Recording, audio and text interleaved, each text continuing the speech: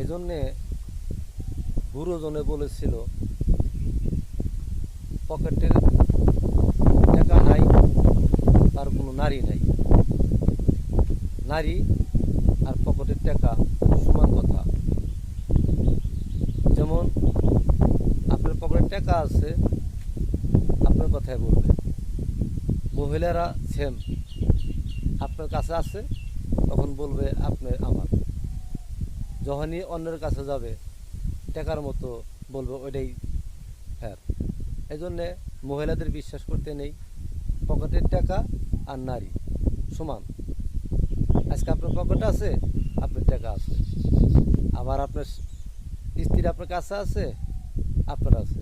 অন্য ছেলের কাছে গেছে, আপনাকে কখনো চিনবে না। ভাববেই না যে আপনি আমার স্বামী ছিলেন, কখনো ভাববে না। যেমন টাকা একজনের পকেট থেকে আরেকজনের পকেটে চলে গেলে সে টাকা আপনার পকেটে কোনোদিন ফিরে আসে না।